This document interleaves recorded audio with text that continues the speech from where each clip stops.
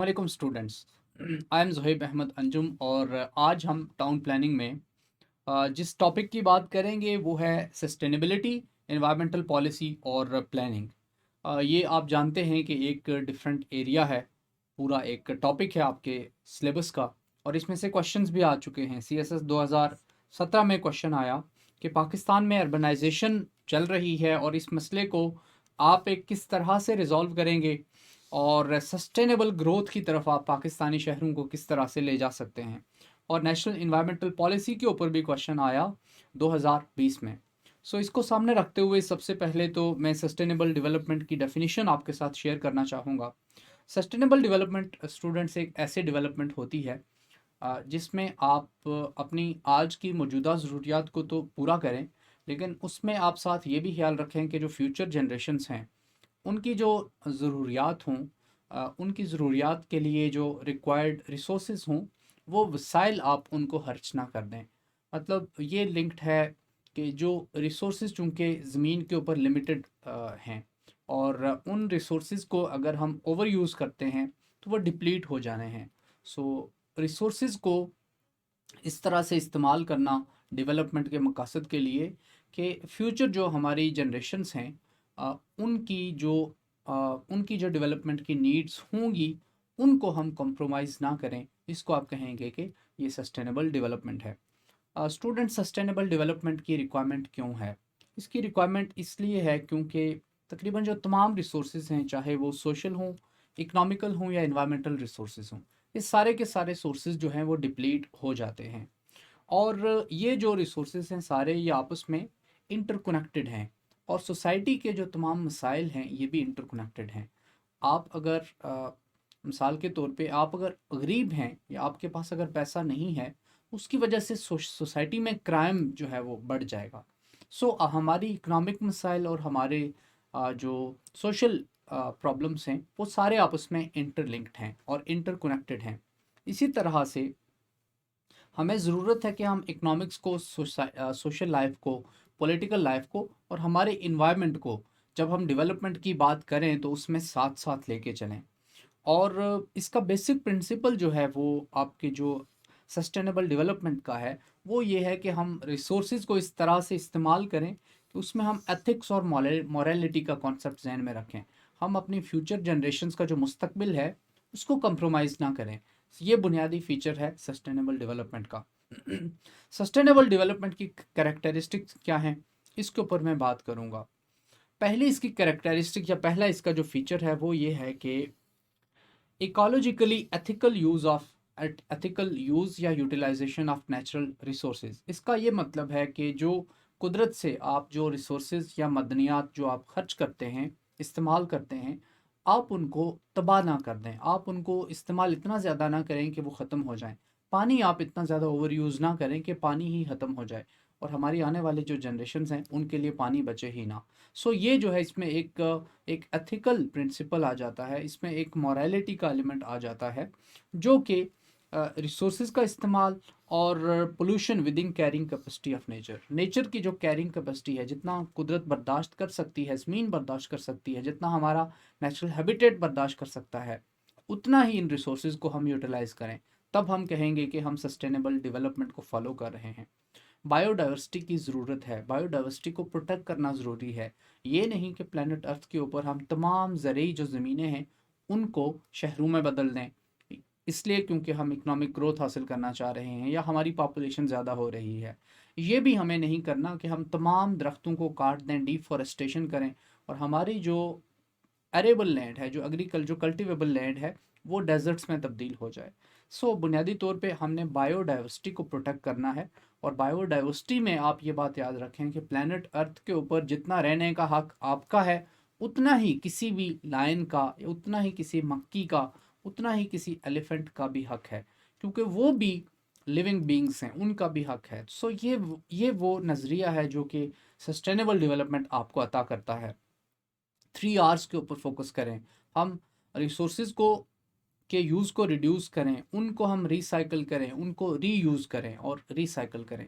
Recycling के process के through जो है वो आप रिसोर्सेज की कंजम्पशन को कम कर सकेंगे। दूसरा जो है वो ये है कि जो दूसरा इसका कैरेक्टर है वो है inter and inter generational equity. Students, equity कहते हैं जस्टिस को, इक्विटी कहते हैं बराबरी को, या इक्विटी इसको कहते हैं कि आपको किसी चीज़ की ज़रूरत है और मुझे किसी चीज़ की ज़रूरत है। मेरी ज़रूरत मुख्तलिफ होगी, आपकी ज़रूरत मुख्तलिफ होगी, लेकिन ज़रूरतें, जब इक्विटी होगी तो आपकी भी ज़रूरत पूरी होगी और मेरी भी ज़रूरत पूरी होगी। तो आज के जो जनरेशन है, जिसको आप कहेंगे इंट्रा जनरेशनल और इंटर जनरेशनल, आने वाली जो जनरेशन हैं उनमें, सो इंटर जनरेशनल और इंट्रा जनरेशनल इक्विटी ये है कि हम आज के दौर में जो तमाम लोग हैं उनकी ज़रूरियात बराबरी के खतूत पे पूरी हों, और जो आने वाली मुस्तकबिल में जनरेशन हैं उनकी भी ज़रूरियात को पूरा करने के लिए हम जो है वो वसाइल को बाकी छोड़ दें। इसमें क्या हो सकता है, इसमें एक ये हो सकता है कि डेमोग्राफिक स्टेबलाइजेशन की जाए। डेमोग्राफिक स्टेबलाइजेशन ये है कि जो हमारी आबादी के जो बढ़ने की शरह है उसको कंट्रोल किया जाए, स्टेबलाइज किया जाए। बहुत ज़्यादा आबादी होगी स्टूडेंट्स तो हम रिसोर्सेज के यूज़ को कंट्रोल नहीं कर सकेंगे। डेमोग्राफिक स्टेबलाइजेशन से ये मुराद है कि आप पॉपुलेशन कंट्रोल की पॉलिसीज़ के ऊपर अमल करें, मार्केट इकोनॉमी को रिफॉर्म करें, इंटर जनरेशनल और इंट्रा जनरेशनल इक्विटी को इंश्योर करने के लिए, बराबरी के ऊपर आपकी इनइक्वालिटी ना हो, उसके लिए आपको आपकी जो मार्केट इकोनॉमी है उसके जो नुकसानात हैं उनको कंट्रोल करना पड़ेगा। इकोनॉमी को, इकोलॉजी को आपको मॉडर्नाइज करना पड़ेगा। आप, जैसे मैंने इससे पहले एक लेक्चर में डिस्कस किया था कि आप जो है वो इन्वायरमेंट को, और आपका जो शहर है या डेवलपमेंट है, आपका इन्वायरमेंट और आपकी इकोनॉमी दोनों को साथ लेके चलें। जब आप दोनों को साथ लेके चलेंगे तो आप इकोलॉजिकल मॉडर्नाइजेशन की तरफ जाएंगे। इकोलॉजिकल मॉडर्नाइजेशन की जब मैं बात कर रहा हूँ तो मेरी इससे ये भी मुराद है कि आप ऐसी पॉलिसीज़ या ऐसी टेक्निक्स के ऊपर जाएं, ऐसे टूल्स को इस्तेमाल करें कि जो टूल्स आपको इन्वायरमेंट फ्रेंडली टूल्स हों, जो आपके इन्वायरमेंट का नुकसान कम करें, जो क्लाइमेट को कम इम्पेक्ट करें, जो ग्रीन हाउस गैसेस को कम एमिट करें। इसको आप कहेंगे कि हम इकोलॉजिकली मॉडर्नाइज हो रहे हैं। आप सिर्फ सोशली मॉडर्नाइज ना हो, आप सिर्फ इकोनॉमिकली मॉडर्नाइज ना हो, आप इकोलॉजिकली मॉडर्नाइज भी हों, आपका इन्वायरमेंट भी साथ साथ डेवलप हो रहा हो। आप अगर मॉडर्न हो गए हैं तो आपका इन्वायरमेंट भी साथ मॉडर्न होना चाहिए। ये है इकोलॉजिकल मॉडर्नाइजेशन। और इंसानों के जो ह्यूमन रिसोर्स डेवलपमेंट है, ह्यूमन रिसोर्स डेवलप क्या है कि मैं अगर पाकिस्तान से हूँ तो मेरी स्किल्स आप इस लेवल के ऊपर डेवलप करें, जो ह्यूमन रिसोर्स है जो मैं हूँ, या मुझे आप इतना टेक्निकली प्रोफिशेंट बना दें कि मैं किसी भी मुल्क के किसी भी इंडिविजुअल के साथ compete कर पाऊँ, चाइनीज़, रशियंस या यूएसए के एक सिटीज़न के साथ compete कर पाऊँ।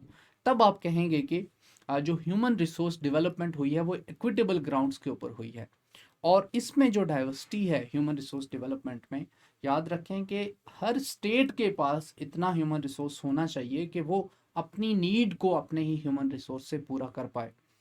और बिल्ट इन्वायरमेंट में डाइवर्सिटी जो है वो इंश्योर करनी ज़रूरी है। आपके जो शहर हैं उनमें परिंदे भी बस रहे हों, आपके जो शहर हैं उनमें गाड़ियाँ बेशक चल रही हों लेकिन वो इन्वायरमेंट को डिस्ट्रॉय ना करें। आपके जो शहर हैं उनमें इलेक्ट्रॉनिक कार्स चल रही हों या हाइब्रिड कार्स चल रही हों ताकि एमिशंस कम हों। आपके शहरों में जिस तरह इस्लामाबाद में आपको मंकीज़ वगैरह नज़र आ जाते हैं, इस तरह की जो है वो आपके आपके शहर इस तरह के हों, तब आप कहेंगे कि आपके बिल्ट इन्वायरमेंट में डाइवर्सिटी है। इसके अलावा जो है वो आपकी इकोनॉमिक एक्टिविटीज़ में आपको डाइवर्सिटी लाने की ज़रूरत है, कल्चर में डाइवर्सिटी, बेसिक नीड्स को पूरा करने की ज़रूरत है, सोशल कोहेशन को इंश्योर करें, गवर्नेंस में आप बराबरी लाएं। मींस गवर्नेंस में बराबरी का ये भी मुराद है कि आप लोगों को पॉलिटिकल पार्टिसिपेशन का मौका दें। मैं अगर किसी अंडर प्रिविलेज्ड एरिया से हूँ तो मुझे इतना ही चांस होना चाहिए कि मैं पाकिस्तान की पार्लियामेंट का मेंबर बन सकूँ जितना किसी भी पोश एरिया के किसी इंडिविजुअल को या बिजनेसमैन को है। इसके अलावा गवर्नेंस में इक्वल अपॉर्चुनिटी सबको इन्वॉल्व हों, जियोग्राफिकल इक्विटी हो, एरियाज सेल्फ रिलायंट हों, लोकल लेवल के ऊपर कम्युनिटीज सेल्फ रिलायंट हों, तब जाके आप कहेंगे कि this is intra and inter generational equity. Students, जब भी आप इंश्योर करेंगे तो तब आप कहेंगे कि हमारी डेवलपमेंट जो है वो सस्टेनेबल है। अदरवाइज कोई भी डेवलपमेंट जहाँ पे सिर्फ लाहौर डेवलप हो या कराची डेवलप हो और बाकी जो है वो सिंध के अंदर लोग मर रहे हों, या फिर सदर्न पंजाब में जो इनकम लेवल्स हैं वो नॉर्दर्न पंजाब के निस्बत 1/2 हों या हाफ हों, तो फिर आप ये नहीं कह सकते कि हमारी जो डेवलपमेंट है वो सस्टेनेबल डेवलपमेंट है या इक्विटेबल डेवलपमेंट है। रिस्पॉन्स इसका क्या होना चाहिए स्टूडेंट्स? सबसे पहले तो जो है कि वो डेवलपमेंट को आपको एक लॉन्ग टर्म स्ट्रेटजी इसके लिए बनानी पड़ेगी। तो आपका जो लेंस हो, आपका जो व्यू पॉइंट हो, दैट शुड बी स्ट्रेटेजिक। आप स्ट्रेटेजाइज करें चीज़ों को कि हमने डेवलप कैसे करना है। दूसरा जो है कि आप हॉरिजॉन्टल और क्रॉस सेक्शनल अप्रोच, आप across the communities, across regions, और वर्टिकल भी आप क्रॉस सेक्शनल अप्रोच रखें। वर्टिकल ये होगी कि लोअर टीयर्स या लो इनकम ग्रुप्स और हाई इनकम ग्रुप्स, और अक्रॉस हॉरिजेंटल ये होगी कि आप डिफरेंट टीयर्स में, इस प्रोविंस में, पंजाब में, बलूचिस्तान में, केपी में, सो आप इस तरह की अप्रोच रखें डेवलपमेंट की। वर्टिकल इंटीग्रेशन में लोकल लेवल पे, रीजनल लेवल पे, लोकल लेवल पे, प्रोविंशियल लेवल पे और फेडरल लेवल पे जो डिफरेंसेस हैं उनको ख़त्म किया जाए। इसके अलावा वर्टिकल इंटीग्रेशन ये भी होगी कि आपकी जो सोसाइटी में अगर इकोनॉमिक बेनिफिट आ रहा है तो वो बेनिफिट अमीर को भी उसी तरह से जाए और गरीब को भी उसी तरह से जाए, ताकि उसके घर का चूल्हा भी जले, उसकी इकोनॉमी भी रन हो, उसका भी निज़ाम चले। सो इसको आप कहेंगे कि रिस्पॉन्स ऐसा होना चाहिए कि सस्टेनेबल डेवलपमेंट में हम इन चीज़ों को हासिल करने की कोशिश करें। पॉलिटिक्स को अगर हम कहें तो न्यू गवर्नेंस या गुड गवर्नेंस के मॉडल को हमें इम्प्लीमेंट करना पड़ेगा। गुड गवर्नेंस जो होती है वो पार्टिसिपेटिव होती है, लोगों को शामिल करती है, लोगों को पता होता है कि उनसे मुतल्लिक कौन से डिसीजंस किए जा रहे हैं और उन डिसीजंस का उन लोगों के ऊपर असर क्या होना है। इसको आप कहते हैं कि जिसमें ट्रांसपेरेंसी हो, जिसमें राइट टू इन्फॉर्मेशन हो, जिसमें एफिशिएंसी हो, जिसमें इफेक्टिवनेस हो, रिसोर्स एलोकेशन में एफिशिएंसी हो, तब आप कहेंगे कि दिस इज़ गुड गवर्नेंस। और लोगों को गुड गवर्नेंस का जो है वो हक है। आप कम्युनिटी को इन्वॉल्व कर सकते हैं, पब्लिक प्राइवेट पार्टनरशिप के ऊपर आप जा सकते हैं। So these are some of the responses जो कि सस्टेनेबल डेवलपमेंट को इंश्योर करने के लिए आप इम्प्लीमेंट कर सकते हैं। इसी तरह से आपकी जो प्लानिंग का प्रोसेस है वो पार्टिसिपेशन बेस्ड हो, डिसीजन मेकिंग आपकी ज़्यादा पार्टिसिपेटरी हो, ट्रांसपेरेंट हो। आपका जो लीगल फ्रेमवर्क है उसमें इन्वायरमेंटल पॉलिसीज़ आपकी क्लियरली डिफाइंड हो, आपकी इन्वायरमेंटल पॉलिसीज़ नेशनल लेवल पे, लोकल लेवल पे, प्रोविंशियल लेवल के ऊपर क्लियरली डिफाइंड हों। आपकी सोशो कल्चरल चेंजेस जो हों उनको आप ट्रैक कर रहे हों और वो भी टूवर्ड्स सस्टेनेबल डेवलपमेंट हों। पार्टिसिपेशन आप जो है वो जो है इंश्योर करें। पार्टिसिपेशन के लिए आपको क्या करना पड़ेगा, आपकी जो तमाम पॉलिसीज़ होंगी वो पार्टिसिपेटरी हों। पार्टिसिपेशन क्या है? मिसाल के तौर पे अगर मैं फाटा रिफॉर्म्स की बात कर रहा हूँ, तो फाटा रिफॉर्म्स की फॉर्म में या फाटा के डेवलपमेंट के लिए मैं बात कर रहा हूँ, तो फिर आपको जाके वहाँ के लोगों के साथ बात करनी पड़ेगी कि आपकी क्या राय है इसके ऊपर आपका क्या ओपिनियन है इसके ऊपर। वो जो आप उनकी इनपुट लेंगे उसके ऊपर, उसको आप कहेंगे कि ये पार्टिसिपेशन है। पार्टिसिपेशन जब डिसीजन मेकिंग में हो तो तभी जो है वो आप सस्टेनेबल डेवलपमेंट इंश्योर कर सकते हैं। सस्टेनेबल डेवलपमेंट का जो नेक्स्ट एलिमेंट है वो है कम्युनिटी कैरेक्टर। कम्युनिटी कैरेक्टर ये है कि सस्टेनेबल डेवलपमेंट, चाहे वो इकोनॉमिक डेवलपमेंट हो या सोशल डेवलपमेंट हो, वो आपकी कम्युनिटी बेस्ड हो। उसकी बेस के ऊपर आपकी कम्युनिटी का जो कम्युनिटी की जो फैब्रिक है या सोशल फैब्रिक जो है जिसको आप कहते हैं, जिसके ऊपर आपकी कम्युनिटी बेस कर रही होती है, कल्चर जो उसकी बेसिक होती है, जो उसके बेसिक एथिक्स होते हैं, एथोस होते हैं, वो डिस्ट्रॉय ना हो, वो तबाह ना हो। ये नहीं कि आप डेवलपमेंट के चक्कर में आप किसी माशरे की जो बुनियादी उसकी किसी माशरे की या किसी कल्चर के जो बुनियादी एलिमेंट्स होते हैं उनको ही तबाह कर दें। पाकिस्तान की बात करूँ अगर मैं, तो पाकिस्तान में अगर फैमिली सिस्टम को डिस्ट्रॉय कर देती है हमारी कोई भी डेवलपमेंट का प्रोजेक्ट, तो वो सस्टेनेबल डेवलपमेंट की तरफ नहीं लेके जाएगा। सो कम्युनिटीज़ की प्रिजर्वेशन जो है वो बहुत इंपॉर्टेंट है। जो आपकी डेवलपमेंट का जो भी प्रोजेक्ट होगा, जो अगर कम्युनिटी सेंटर्ड हो, जिसमें मरकज़ कम्युनिटी हो, लोग उसका मरकज़ हों, पब्लिक उसका मरकज़ हों, कम्युनिटी ओरिएंटेड हो, जो कम्युनिटी के फ़ायदे के लिए बनाई गई हो, और कम्युनिटी लड हो जिसमें कम्युनिटी पार्टिसिपेट कर रही हो और कम्युनिटी उसको लीड कर रही हो, उसको आप कहेंगे कि वो डेवलपमेंट के उस एलिमेंट उसमें डेवलपमेंट जो है उसमें कम्युनिटी कैरेक्टर इन्वॉल्व है। इसी तरह इक्विटी ये है कि आप जो है इनइक्वालिटी, इकोनॉमिक इनइक्वालिटी है या सोशल क्लास डिफरेंसेस हैं उनको ख़त्म कर दें। तब अगर आप ये करने में कामयाब होते हैं तो आपकी डेवलपमेंट क्या होगी, सस्टेनेबल डेवलपमेंट। इसी तरह से इन्वायरमेंट है, इन्वायरमेंटल प्रोटेक्शन जो है वो सस्टेनेबल डेवलपमेंट का एक बहुत अहम हिस्सा है। इंसानों की इकोनॉमिक डेवलपमेंट की एक्टिविटीज़ की वजह से ह्यूमन जो अर्थ के मिनरल्स हैं, रिसोर्सेज हैं, उनकी डिप्लीशन हो रही है। मतलब बहुत तेज़ी से आपके अर्थ के जो रिसोर्सेज हैं और जो रिजर्व्स हैं वो कम पड़ते जा रहे हैं। तो ख़तरा है कि फ्यूचर में जो लोग आने वाले होंगे उनके लिए ये रिसोर्सेज बाकी नहीं रहेंगे और आपका इन्वायरमेंट डिस्ट्रॉय हो रहा है। फॉसिल फ्यूल्स की कंजम्पशन की वजह से इन्वायरमेंट के ऊपर नेगेटिव इम्पैक्ट्स आ रहे हैं। सो इन्वायरमेंट की प्रिजर्वेशन और इन्वायरमेंटल कंजर्वेशन जो है वो एक इम्पॉर्टेंट कॉर्नरस्टोन है सस्टेनेबल डेवलपमेंट का। इसके बगैर सस्टेनेबल डेवलपमेंट आप हासिल नहीं कर सकते। और सस्टेनेबल डेवलपमेंट में आप इकोनॉमिक डेवलपमेंट, इनकम बढ़े, जीडीपी ग्रोथ हो, ये सारी ये भी इंश्योर करने की कोशिश करते हैं, क्योंकि ये भी सस्टेनेबल डेवलपमेंट का एक अहम जुज़व है। गवर्नमेंट सस्टेनेबल डेवलपमेंट में क्या कर सकती है स्टूडेंट्स? गवर्नमेंट जो है वो सस्टेनेबल डेवलपमेंट में पहला तो ये है कि इन्वायरमेंटल पॉलिसीज़ बना सकती है और उनको रेगुलेट कर सकती है, उनको इम्प्लीमेंट कर सकती है। दूसरा ये है कि एक सोसाइटी में जो डिस्ट्रीब्यूशनल इक्विटी है उसको इंश्योर कर सकती है, लोगों को जस्टिस दे सकती है, और जो इनकम है, इनकम डिफरेंसेस हैं, उनको ब्रिज करने के लिए गवर्नमेंट जो है वो मुख्तलिफ पॉलिसीज़ बना सकती है। और इकोनॉमी को भी, या इकोनॉमिक डेवलपमेंट को सस्टेनेबल बनाने के लिए गवर्नमेंट इनिशिएटिव्स स्टार्ट कर सकती है। सोशल सिक्योरिटी बेनिफिट्स हो सकते हैं, बेनजीर इनकम सपोर्ट प्रोग्राम हो सकता है, एहसास कफालत प्रोग्राम, इस तरह के इनिशिएटिव्स हो सकते हैं जिनके तहत गवर्नमेंट कोशिश करे कि सोशल सिक्योरिटी बेनिफिट्स दे आम लोगों को, और एक सस्टेनेबल इकोनॉमी और एक इकोनॉमिक इक्विटी जो है वो हासिल करने की कोशिश की जाए। इसके अलावा गवर्नमेंट गुड गवर्नेंस के थ्रू, पार्टिसिपेटरी गवर्नेंस के थ्रू, इंक्लूसिवनेस के थ्रू और एफिशिएंट रिसोर्स एलोकेशन के थ्रू जो है वो गुड गवर्नेंस की तरफ कंट्रीब्यूट कर सकती है। गवर्नमेंट जो है वो रिस्पांस मैकेनिज्म जो है गवर्नमेंट का, पब्लिक से जब इनपुट ली जाए किसी भी पॉलिसी के बाद, तो उसके बाद जो गवर्नमेंट का रिस्पांस हो, वो रिस्पांस साउंड रिस्पांस हो, वो ग्राउंड रियलिटीज़ के हिसाब से हो, कम्युनिटी ओरिएंटेड हो। इसी तरह से ये जो है वो चंद गवर्नमेंट का रोल हो सकता है सस्टेनेबल डेवलपमेंट में। अब हम डिस्कस करते हैं what are the principles of sustainable development in policy making. Policy making में जब आप, या प्लानिंग में, जो चूंकि आपका ये टॉपिक जो है वो sustainable development and environmental policy and planning है, तो सस्टेनेबल डेवलपमेंट के लिए पॉलिसी मेकिंग में आप क्या कर सकते हैं, उसके उसूल क्या हैं, ये चंद एक उसूल हैं। पहली बात यह, एनवायरमेंट को प्रोटेक्ट करें।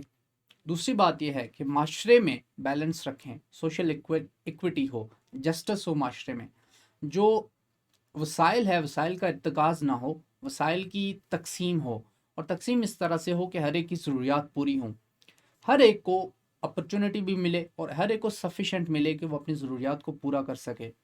आपके रिसोर्स एलोकेशन या जो गवर्नमेंट जो एक्सपेंडिचर्स करती है वो एफिशिएंट हों, उनमें करप्शन ना हो। आप चीज़ें बेशक जो है, जो जो मैक्सिमम जितना आप उस रिसोर्स से फ़ायदा उठा सकते हैं वो आपको उठाना चाहिए, that is efficiency. Full cost accounting, answerability का फैक्टर हो, आप कॉस्ट अकाउंटिंग करें, कॉस्ट ऑडिटिंग करें, आप देखेंगे कितना खर्चा आना है, बेनिफिट कितना है, और वो खर्चा और बेनिफिट ये सारा देखने के बाद जो है आप डिसीजंस लें। ये सस्टेनेबल डेवलपमेंट का प्रिंसिपल है, जिसको आप कॉस्ट बेनिफिट एनालिसिस कह लें, स्वॉट एनालिसिस कह लें, इकोनॉमिक फिजिबिलिटी कह लें, फाइनेंशियल फिजिबिलिटी कह लें, जो भी आपने इसको नाम देना है दे दें। लोगों को इंगेज करें, डेमोक्रेटिक प्रिंसिपल्स के ऊपर आपकी डेवलपमेंट हो। ये नहीं कि आप रीजन्स को इग्नोर करें, ये नहीं कि आप ईस्टर्न पाकिस्तान को इग्नोर करें और फिर जो है वो 2021 की तारीख जो है वो दुरा देगा, जैसे बांग्लादेश आजकल डेवलप कर रहा है, मैं उसकी तरफ रेफ़र कर रहा हूँ। और प्रिकॉशनरी स्टेप्स हों, आप जो है वो डेवलपमेंट की तरफ हमेशा फोकस्ड रहें। इंटीग्रेटिव हो और अडॉप्टिव हो। इंटीग्रेटिव ये है कि आप मुख्तलिफ सेक्टर्स को शामिल करके, मुख्तलिफ लोगों को शामिल करके जो है वो अपनी डेवलपमेंट का प्रपोजल बनाएं, प्लान बनाएं। और अडॉप्टिव ये है कि जो मॉडर्न बेस्ट प्रैक्टिसेस हैं उनको आप अडॉप्ट करें, उनसे सीखें और उनको इम्प्लीमेंट करने की कोशिश करें। इन्वायरमेंटल पॉलिसी और प्लानिंग की हम जो है वो बात करेंगे, लेकिन इसके ऊपर मैं बात अगले लेक्चर में करना चाहूँगा क्योंकि ये एक सेपरेट टॉपिक है। So stay tune for more, अपना ख्याल रखिएगा। अल्लाह हाफ़िज़।